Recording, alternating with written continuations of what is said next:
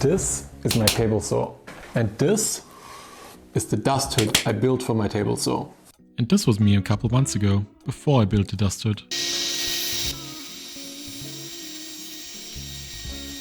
Before I show you how to build this lifesaver, I'll show you some of its features. First of all, I didn't want to have to bother with knobs and stuff like that, so the whole unit just swings out however I needed to. The same thing for the height. Just down or up, wherever you need it. I've included this arm to hold all my papers wherever I need them. Make sure to stick around till the end of the video, where I'll tell you what I changed, what I like, what I dislike.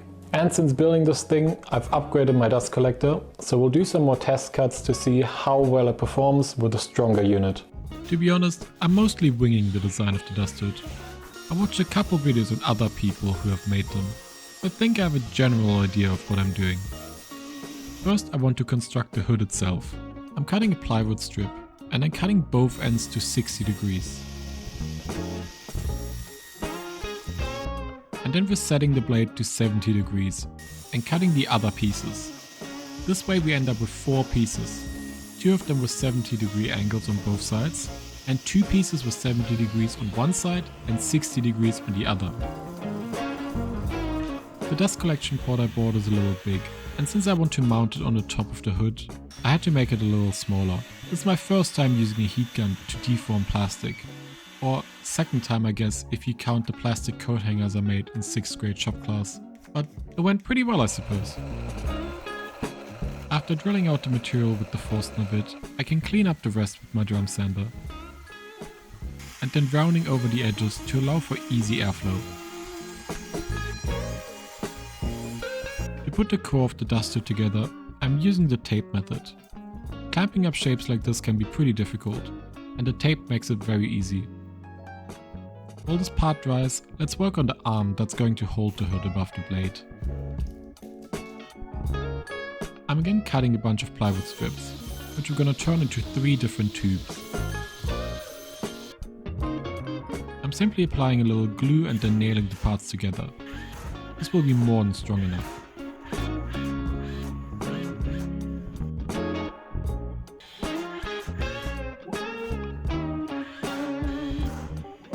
Later, one of the tubes will need to slide inside this tube, so I'm using one of its sides as a spacer to make sure it'll fit.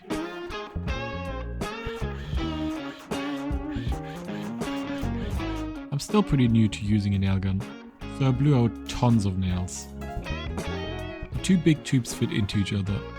This will give me a mounting point later. If you wanted to stand this on the floor, you could make these tubes longer and add a 3rd tube to make it sort of a U shape. I'm going to mount this straight to the wall, so I don't need to make it very long. The 3rd tube will be what we mount the dust hood to, and will be able to freely slide in and out of the bigger tube. This way I can reposition the dust hood whenever I want. After a quick roundover, I'm spraying the tube with some silicone spray to reduce the friction between the 2 tubes. To mount the dust hood, I'm simply screwing it straight to the wall. This will turn out a little too weak, but more about that at the end of the video. Now, let's finish the dust hood. I'm cutting up some 4mm acrylic sheet. This will make the sides of the dust hood. I'm going to screw it to the plywood core.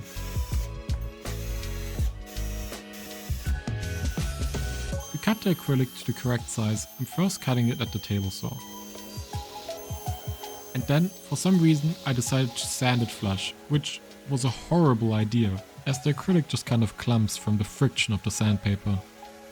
Instead I should have used a router with a flush trim bit for a cleaner cut. Anyways, next I want to optimize the airflow in the dust hood. In a few of the videos I watched, people said that you should put the dust port towards the front of the blade, where all the dust is produced. Because of the way I want to mount the dust hood, I can't put the dust port at the front. Also, it'd be kinda ugly. So I'm bending some acrylic to direct the internal airflow to the front. I'm using a roundover bit to break the sharp edges of the acrylic, and then giving the core a quick paint job.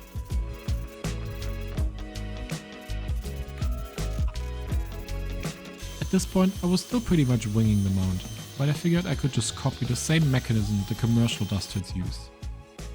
I'm first mounting an arm at a 45-degree angle to the mounting tube. This will give me a mounting point to connect to the dust hood. Then I need to cut a piece that will give me a mounting point on the dust hood itself.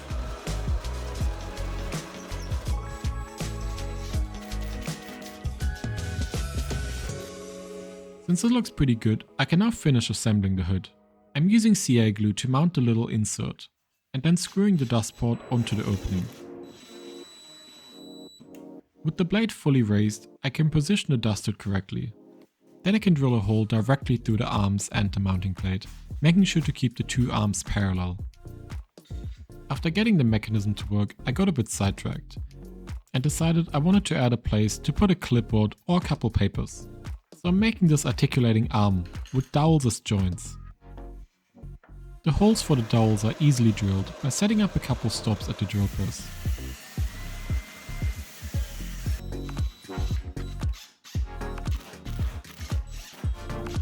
After assembling the arm, I can screw it to the dust hood arm using a mounting plate. Next I need a place to hold my papers. By making a hole at the end of the articulating arm, and then adding two scraps, I can just screw my paper holder directly to them.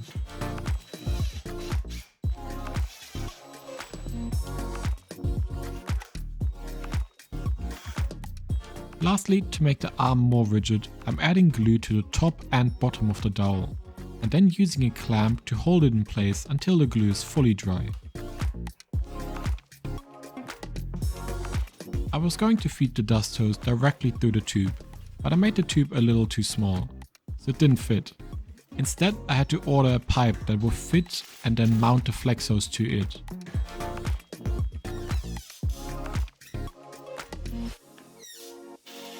To be able to mount the hose on the other side of the pipe, I need to make a big hole using a hole saw. I had to enlarge this hole several times to make sure the hose could freely slide when pushing the tube in and out. At first I thought the plywood strips would be strong enough, but under the load of the flex hose, they just bent away, so I'm replacing them with 4 metal strips. I had some metal left from some old clamps that broke the first time I tried using them, so I figured this would finally be the time to use them. To copy the hole positions from the wood onto the metal, I'm first drilling a hole into the metal, and then using an M6 bolt to connect the two pieces. Then I can simply drill the second hole, and then mount the 4 strips.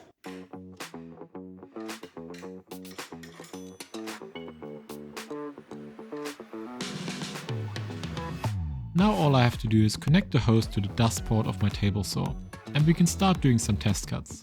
Actually, before we get to test cutting, I noticed while reviewing some footage that most of the dust when cutting is being flung into the air on the back of the blade, on its way back up. So I'm not sure how effective the inner wall is that we placed to direct the airflow to the front. To have a better look at the airflow inside the hood, I'm placing a bunch of dust down and then lowering the hood onto it. And I'm noticing a lot of dust is just swirling right under the little wall. And instead of being picked up right away, it's being moved from the back to the front. So I removed the inner wall and retested. It looks like the dust is being picked up much better without the wall, so that's how we're gonna keep it for now. And that's the state the dust hood's been in for the last couple months. There's some minor things I did.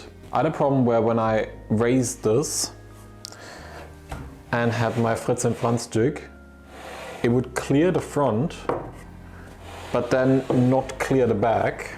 And then what would happen, this, when I pull it back, would catch the dust hood. So I tried to change this to be higher at the front, so it would always clear both sides. We're gonna add something so this can automatically raise when something hits it. And we're gonna do it on both sides. So raise it when it's being hit on this side and on this side. Another thing that I'm gonna have to fix is this wobble.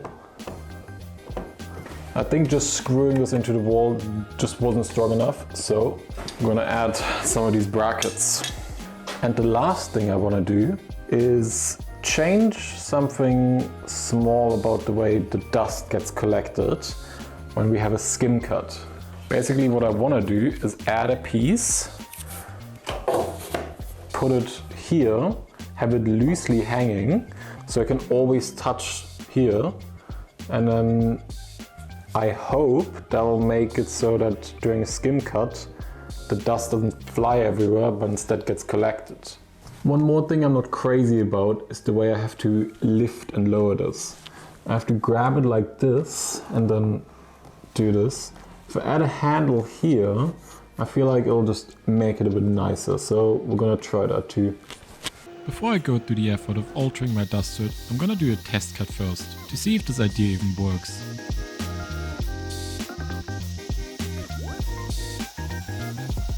It looks like the sheet is containing the dust way better, so let's go through the effort to make a permanent solution. First, I'm making a copy of one of the side panels. With one little alteration, I'm rounding over both ends. This will allow the panel to slide up when pushing a board through. This is actually where I went wrong. So let's skip ahead to the end of this project. After I'd finished recording everything and started editing, and I realized I never actually tested if a board could push the panel out of the way. And yeah, it works great. Back to the video. Or not. Well, yes, it moves out the way when using a 9mm board. It sure doesn't move away when trying to slide through anything thicker. Since I was basically done with the video and I didn't want to be a liar, I had to fix this. But there's gonna be another problem. To show you what that is, we'll need to get back to the video real quick. Little side note, acrylic cuts pretty well using a bandsaw. Here I make a little mistake by drilling a hole through both panels towards the top. The hole actually needs to be towards the bottom. Then I'm cutting a slot into the new panel and connecting the two with a bolt. Then, to keep the nut loose without falling off, I'm locking it in place with some CA glue. And here you see our other problem.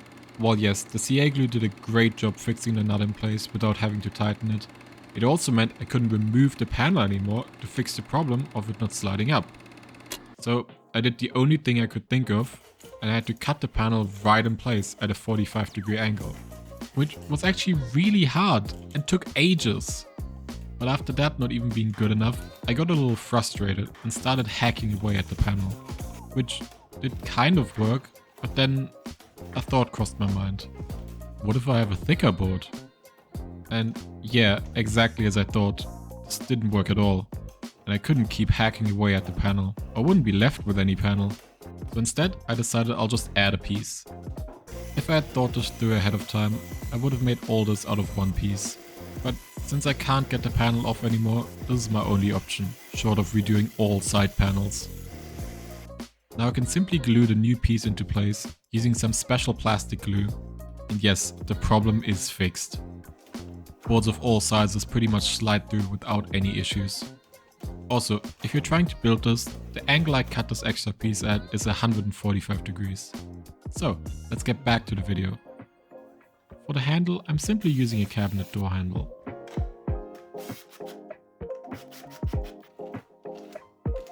Next, I'm adding a little something to make the dust hood move out the way when something hits it. But first I need to route out some space for the acrylic to sit.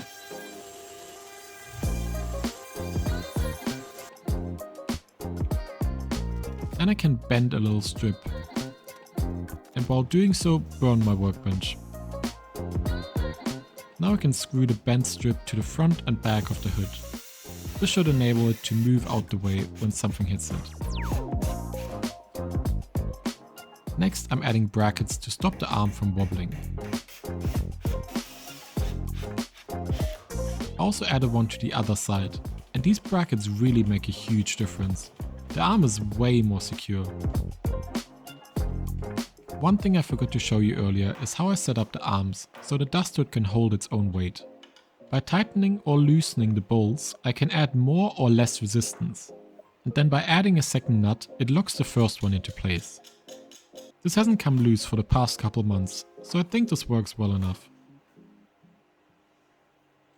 Now let's do some test cutting. I'm doing 10 skim cuts with the new dust hood setup.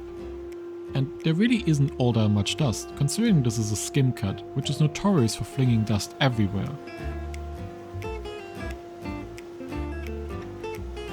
Let's lock the panel in its upright position by sticking a bolt into the top hole and doing another 10 skim cuts. And I think it's pretty clear the panel makes a big difference.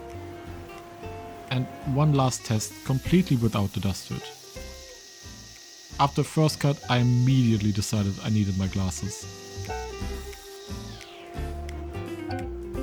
And yeah, as expected, there's tons of dust everywhere.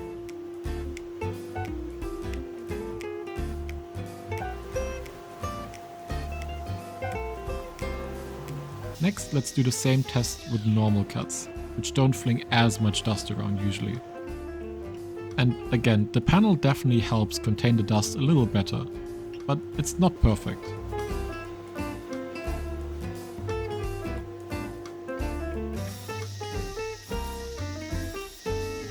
Comparing it to without the panel definitely does make a difference though.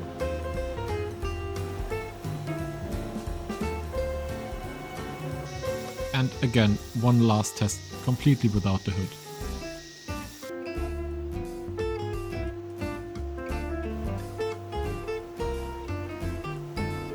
Thank you for making it to the end of the video. This one's been a long time in the making. And since you got this far, I would really appreciate if you could like and subscribe.